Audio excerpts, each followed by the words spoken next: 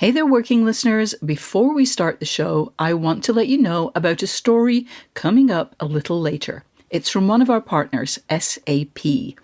Is your business reaching an exciting turning point? Are you ready to seize the moment for growth? When you're facing uncertainty, SAP can help you be ready for anything that happens next. To learn more, head to sap.com/be-ready. And stick around to hear how AI can future-proof your business.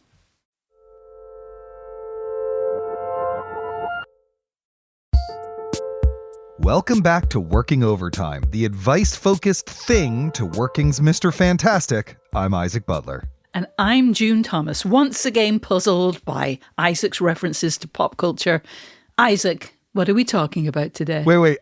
Before we get into the meat of this episode, you're puzzled by a reference to the Fantastic Four. A comic strip that's been around since the 1960s and has spawned several unwatchable movies. Yes, including one with the guy from The Shield. Okay, so anyway, today I wanted to talk about, maybe it's one of a series of episodes we've done about taking care of ourselves. Now, we've done some similarly themed episodes about taking breaks, about mental health, but I realized we haven't really talked about physically taking care of ourselves unless a guest brings it up in their interview. So I thought maybe we should talk about whether or even why or maybe even if that's important to the creative life and how to do it. Now, I want to say right off the bat, because I'm sure there's some listeners out there, there's like an alarm bell ringing in the back of their mind and they're thinking this is going to be a bunch of diet culture bullshit. And I am very opposed to diet culture. And if I remember correctly from past episodes, that's something that drives you up the proverbial wall, around the proverbial bend. Am I correct, June? You are correct, Isaac. Okay, great. Just want to make sure. So this is our guarantee to you, the Working Overtime guarantee. No diet culture horse crap. But it is still important to take care of the body. And I don't know about you, June, but I find it very easy to forget when I am deep in the throes of a creative project. And for me anyway, I had that revelation pretty late in life because I injured my back very badly while writing The Method. Not because, I was so into, doing squats with a tree on my shoulders or something while typing, but actually it was because I was so sedentary for the final year of writing the book. And the chair I was sitting in was a crappy folding chair, a series of crappy folding chairs, in fact. I had never known before that sitting for a year in a bad chair could screw up your back so badly that you required months of physical therapy, but that is indeed what happened. June, did you require a similar epiphanic moment to take care of yourself? And if you did it happen like me almost as soon as you became middle-aged? Sort of, with a little twist. So I've written quite a bit, some people would say too much, about how my teeth were pretty messed up when I was a kid. And I don't just mean that they were misaligned, though they were, but I had like serious infections and a bunch of missing teeth, and I needed quite a bit of treatment. And when I wasn't able to access that treatment, it was really hard to get work done. Like when you're in pain, you cannot focus. When you are self-conscious about something that, especially something like teeth that has a kind of extra class-related valence, right. You're not in the best position to put yourself forward for jobs or assignments. Now, fortunately, I was able to start to get treatment in my 30s, and it was really then, when I wasn't in pain and was much less self-conscious about my appearance, that I realized how much it had cost me, concentration and confidence-wise. But, those problems that were with me from childhood meant that I always had a sense of how precarious health can be and how it can affect your output. Also, I had to spend a lot of money. I reckon I've paid about $100,000 in out-of-pocket dental expenses over the years. And, that definitely also kept it in the front of my mind.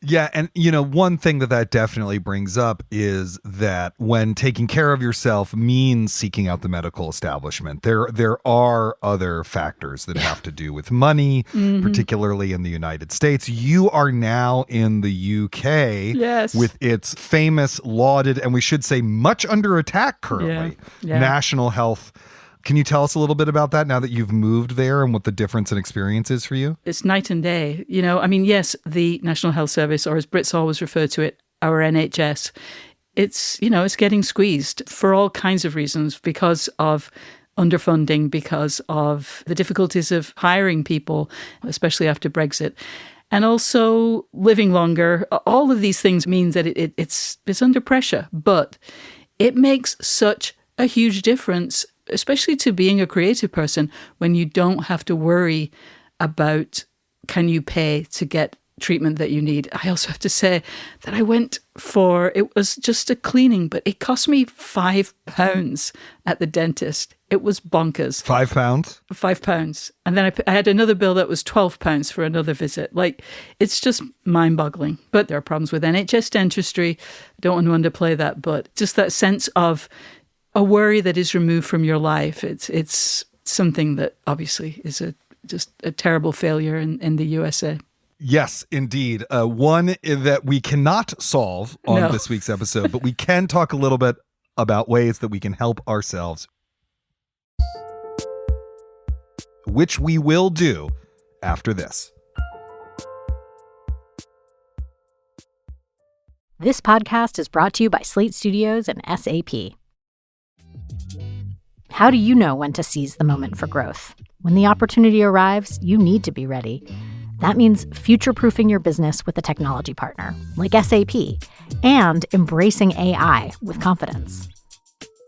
My name is Kavita Ganesan. I'm the author of The Business Case for AI, and I advise leaders and tech teams on how to go about their AI initiatives. AI is a special type of software automation which tries to solve complex problems, like it can ingest lots of data and then render one decision. Companies have barely scratched the surface with AI. If you take an industry like supply chain, their data is all over the place. You have data in procurement, you have data in sales, you have data in manufacturing. So you need a single platform to bring all of that data together and help analyze that data. Companies are slowly going to start integrating AI into their workflows. That will change the whole business landscape. So instead of doing all the low-level work, people will be the data creators for AI systems. Having AI in the loop will help businesses become more sustainable over the long term, survive different problems, shutdowns. So I'm excited about the prospects of that.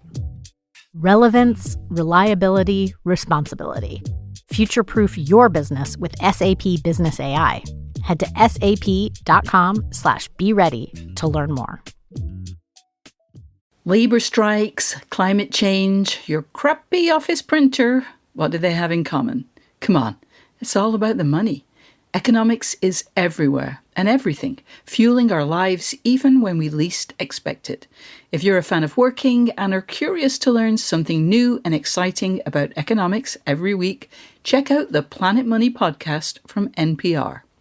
Planet Money is a different kind of world where the complex economy actually makes sense, where human stories supersede abstract theories.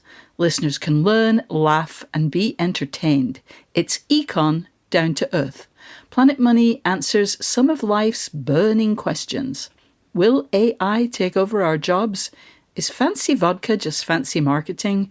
And especially relevant right now, why are Christmas trees so darn expensive? The Planet Money team lives to tell a good story in around 30 minutes. It's econ for the rest of us.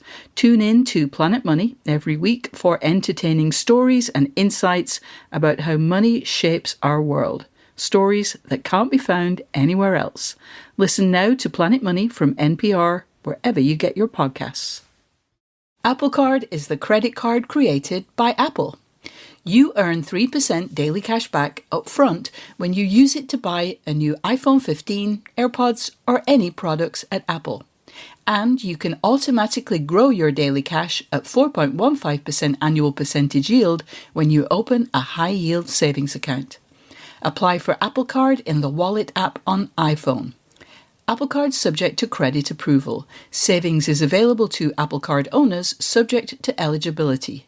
Savings accounts by Goldman Sachs Bank USA, member FDIC. Terms apply. Hey listeners, do you have any tips or questions about the creative process? Get in touch and share your advice.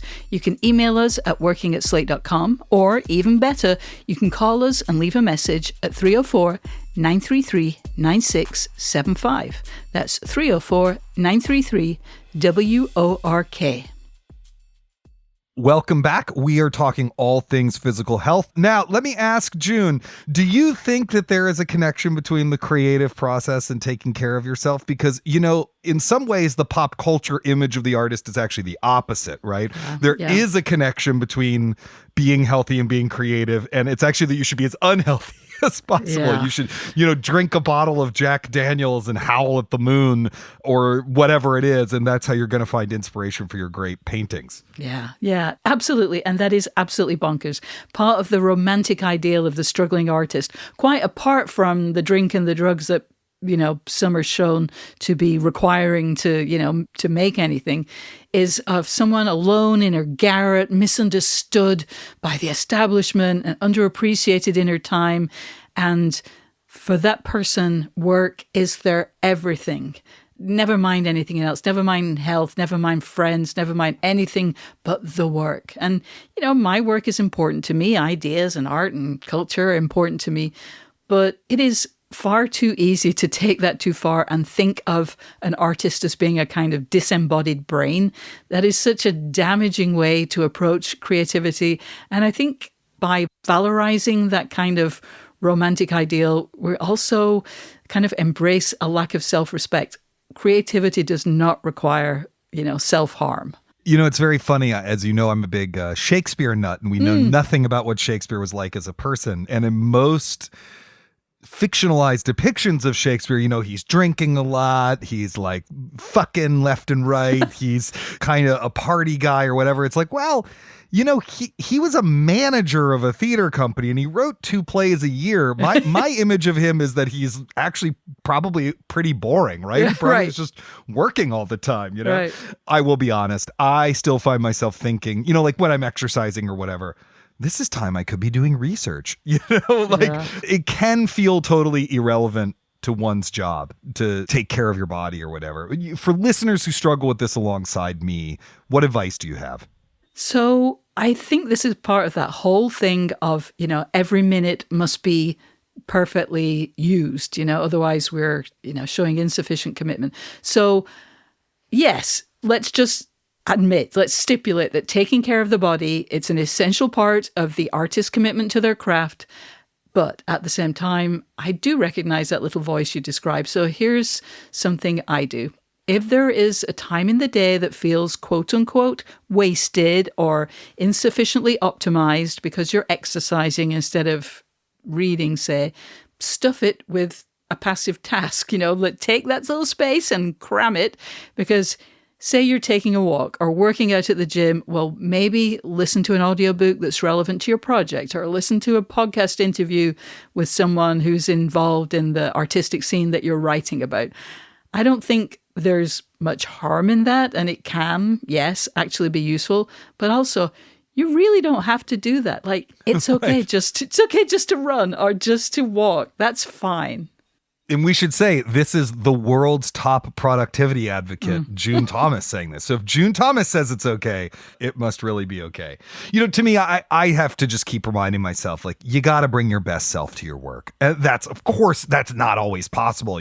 Life gets in the way, but your work will benefit from at least that attempt. And part of that attempt is staying healthy to the extent that you can, and trying to be in a good place mentally when you sit down. Like, obviously, like, I've written some stuff out of anger. I've even written good stuff when angry or exhausted. And particularly when you're in your 20s, there's that thrill to burning the candle at both ends, but you just can't keep it up forever. It's not a sustainable way to work. That is absolutely true. You really cannot. And I know too that my body was not shy about telling me that. When I was young, I had terrible work habits. The all-nighter was my favorite way to produce. I would push deadlines way beyond their limits, just, I guess, in search of adrenaline. And at a certain point, that just was not possible. I mean, yeah, I could stay up all night, but when Dawn's rosy fingers tapped me on the shoulders, I'd look down and I just had a bunch of nonsense in a Word doc, and then I'd be sick all day, and that meant I couldn't get anything done then, which put me further behind and made everything worse. I mean, I eventually got the picture and changed my habits, and I have to say, young me wouldn't recognize the person with insanely, and I must admit, very boringly healthy habits that I am today. Insanely and boringly healthy. Yes. Why don't you tell me more about that, June? What do you do to take care of yourself? I'm going to first tell you what I do not do. I do not go to the gym. I've signed up many a time over the years. I've even gone to the gym occasionally. And you know what? It's just not for me. And I've just accepted that. And also, I just really hate getting sweaty. I also hate water, so no pools either. We should have had a disclaimer at the beginning. No diet culture and no hydration talk, right? If there's one thing people love talking about, it's hydration. No hydration here. That's the working overtime promise. Hydration free zone. Okay, so those are the things I don't do, but here's what I do. I am a maniac about sleep. I try to end my day around, did I say boring, 10 p.m. and my lights are out at 11 p.m. And that is probably both the biggest change in my health habits in the last few years and the thing that has had the biggest impact. And I'm sure this will not come as any surprise to anybody who has ever lived with a small baby. Sleep, it's really important. And I never learned to drive, so I've always walked a lot just to get around. So I go for a walk every day. And yeah, I'm not talking about crazy ambitious hikes with poles, but I get my minimum of 5,000 steps in every day, and often many thousand more. I eat healthily. I eat at regular times. As I'm hearing myself speak, I know these are very basic things. They are probably the absolute minimum that a person can do for themselves to be considered healthy. But I also don't just think, I know that there are many, many people, including a lot of people who are devoted to creativity, who don't do those things. That's totally true. That's totally true. I would also love to see you with the sticks, with the two, this kind of like cross-country ski pole type thing, walking up and down Arthur's Seat. For me, like I said, it started with physical therapy, and I was also walking what was then my new dog. Mm-hmm. We adopted a dog as soon as I turned the book in. The beloved Chili, who is often visible in the background of the Zooms as we do these. Now, and this grew out of doing physical therapy, I do Pilates 3 or 4 times a week. And until I had COVID in August, I was also running on an elliptical once or twice. I was just about to start adding the cardio back in because my doctor keeps saying, more cardio, no matter what I do. But I have recently developed a very mysterious pain in my left knee. And until I get that checked out, I'm worried about making it worse. So just doing the Pilates and taking the dog on long walks. But a thing I want to note here is, like you, I was a member of gyms many times, and I would try it for a while. I would find a form of exercise that I was sort of okay with, and then I'd just fall off of it. Yeah. I hate lifting weights. Stationary bikes bore me to tears. Yoga classes make me incredibly self-conscious. Oh my God. If you want to be self-conscious about your body image, go to a yoga class.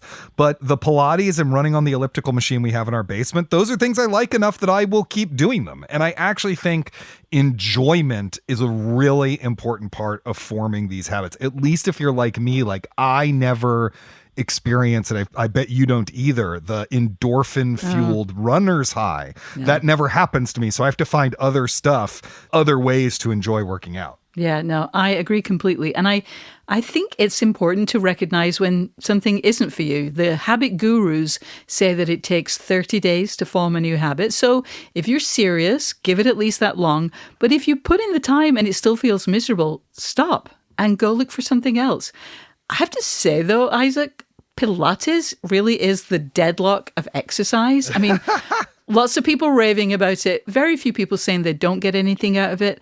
I have a lot of Pilates-loving pals. Yeah, a weird thing I discovered once I started doing it is that I think it's actually like going through a period of being very popular now, which I was not really aware of. But then all of a sudden I noticed that like every vacant storefront in my neighborhood that hadn't been turned into a weed bodega had been turned into a Pilates studio. Like they're just everywhere. They are all over the place. And I really recommend checking it out. It's really interesting. It's sort of like stretching with weights. I don't know. Yeah.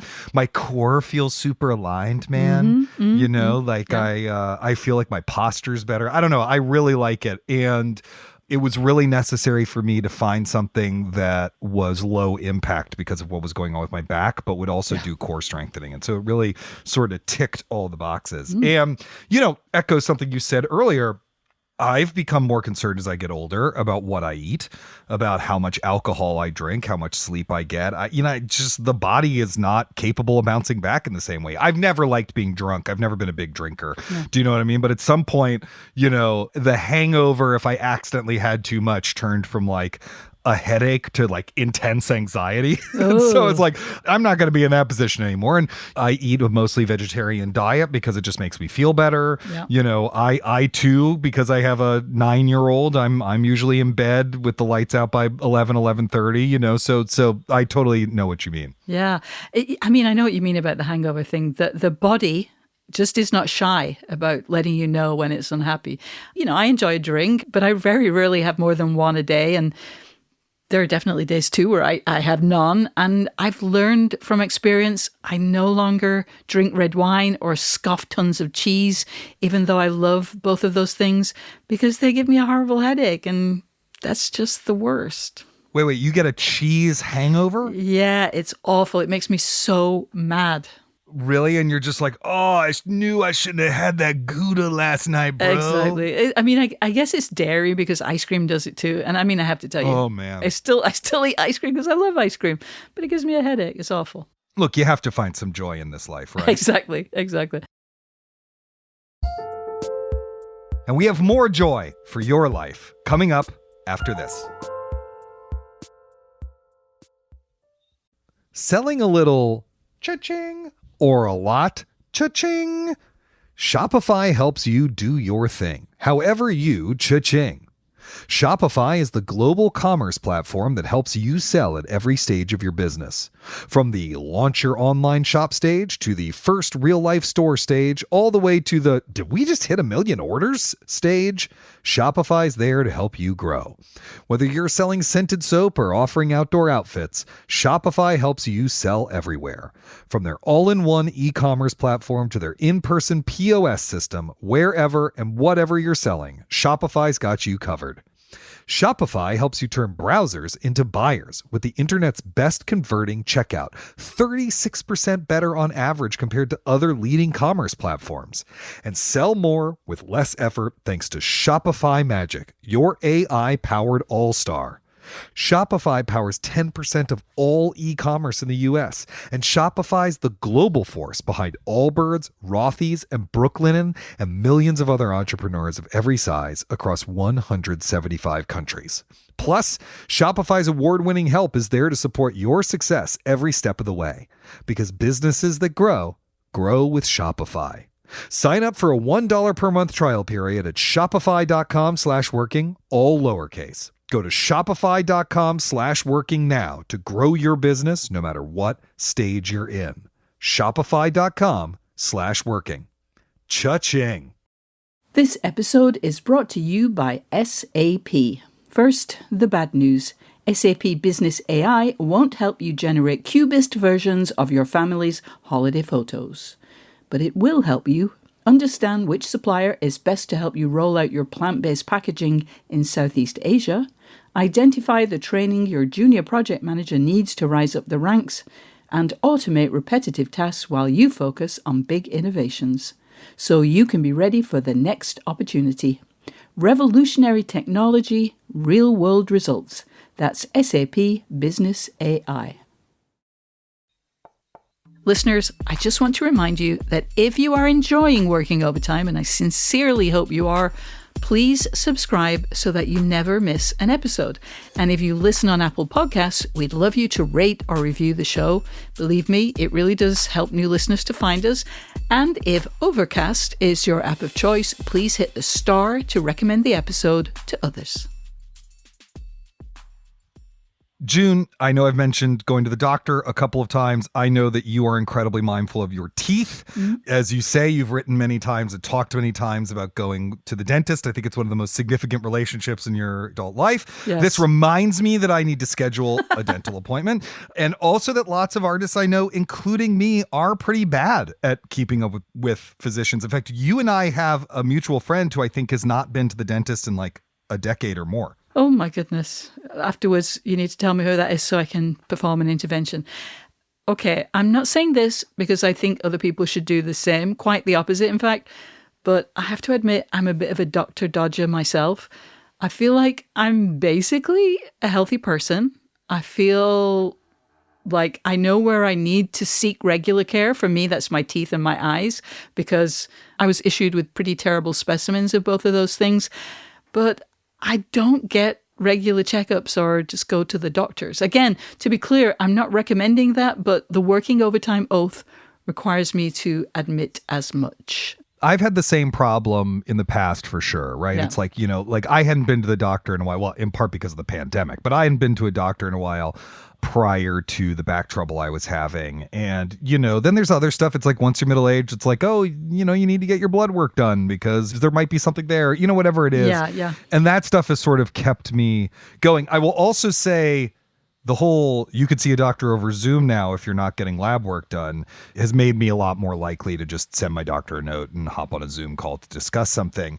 But so can I ask, is it that you need someone to psych you up, or you need to psych yourself up, or you need to, listen to some song that encourages you, or something? I don't know. For me, it was necessity, but what do you think's holding you back?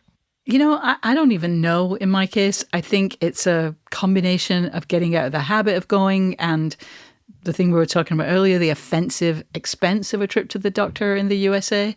But I did see a doctor when I first moved to Scotland, and I thought I was dying. Surprise, it was a dental infection. And, the doctor was great. 10 out of 10 would consult again.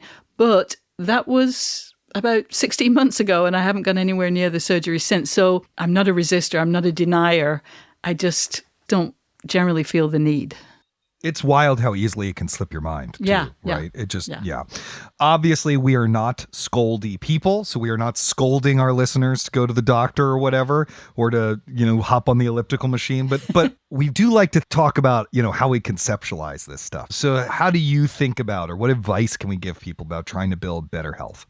Okay, so this is so basic, but if you want to do your art, if you want to be a creative person, if you want to achieve your goals, don't ignore your body. You don't have to spend hours at the gym every day and walk 10,000 steps and sleep 8 hours, though you really should sleep for 8 hours. And just don't ignore it. Do what you can. But right. I will share the famous Patti Smith advice, famous to me at least, because I think dozens of people over the years have shared it with me. In commencement addresses and on panels, she often tells would-be or young artists, quote, "You only get one set of teeth, brush, floss, and go to the dentist, or you'll regret it later."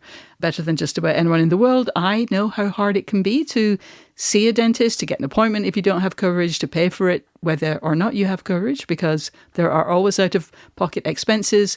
But my advice is prioritize your teeth, because in this, as in so much else, Patti is right. Amazing. For me, the only thing I'd add on to that is that I think when most of us think about ourselves or what a human being is, we think of the mind and body as a binary. We know that binary is false, but it does not stop us from thinking about it, right? It's like, even though your mind is in your brain, which is an organ in your body, and all the information it gets from the world is filtered to it by other sensory organs in your body, we just can't help separating the two. It's like my body is a jar that contains this separate thing called my mind. I think if you practice an art form that's an intellectual discipline, like nonfiction writing, like you and I do, it's triply easy to fall into that trap. But one thing that I've learned from the past couple of years, of COVID and back injury and whatnot, is that writing is actually a physical act. Your fingers are moving, your back is aligned in a particular way, or needs to be, I learned. Yes. Your eyes are scanning left to right. If you dictate, your mouth is moving, your throat is active, you're breathing in and out. What we're sort of talking about here is embracing the totality of yourself as an artist. And that requires embracing that you are a physical being moving through physical space with the one body you have on this earth, as annoying and gross as bodies can be, to be totally frank. Totally. Right on. I'm very conscious of how easy it is for me to sit here and tell people to spend money. But if you're a writer, having a chair that supports your back, that doesn't wreck your body, is really important. And that should be high on your financial priorities. Going to the dentist when you can is important. Getting your eyes tested, getting glasses if you need them. Crazy thought here, but better to spend money on those things than on a class or a retreat or a new computer. That is just my 2 cents. I believe our 2 most consistent pieces of advice for aspiring writers are get a good chair and a laser printer, right? Isn't that mine is laser printer, yours is get a good chair, right? Yeah. Well, that's all the time we have for this week's episode, but let me leave you with one last piece of advice. I think you should subscribe to Working wherever you get your podcasts. And if you have ideas for things we could do better, questions you'd like us to address, we would love to hear from you. You can send us an email at working@slate.com or give us a ring at 304-933-WORK. If you would like to support what we do, sign up for Slate Plus at slate.com/workingplus. You'll get bonus content, including exclusive episodes of Slow Burn and Big Mood, Little Mood. And you'll be supporting what we do right here on Working. Thanks, as always, to Kevin Bendis and to our series producer, Cameron Drews, who are both fine examples of mens sana in corpore sano. We'll be back on Sunday with a brand new episode of Working, and in 2 weeks, we'll have another Working Overtime. Until then, get back to work.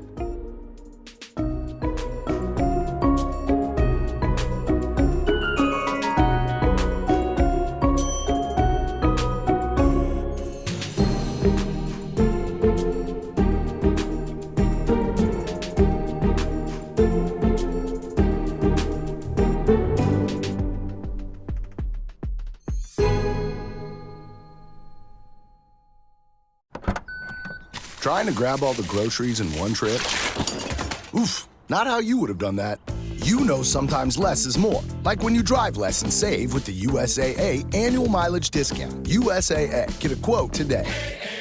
Hey everybody, it's Tim Heidecker. You know me, Tim and Eric, Bridesmaids, and Fantastic Four. I'd like to personally invite you to listen to Office Hours Live with me and my co-hosts, DJ Doug Pound. Hello. And Vic Berger. Howdy. Every week we bring you laughs, fun, games, and lots of other surprises. It's live. We take your Zoom calls. Music. We love having fun. Excuse me? Songs. Vic said something. Music. Songs. Music. I like having fun. I like to laugh. I like to meet people who can make me laugh. Please subscribe now.